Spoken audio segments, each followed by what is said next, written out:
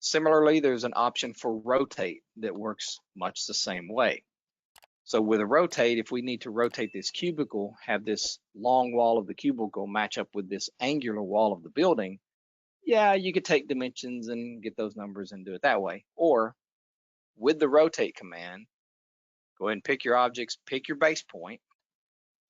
Now at this time, I'm going to right click, choose reference.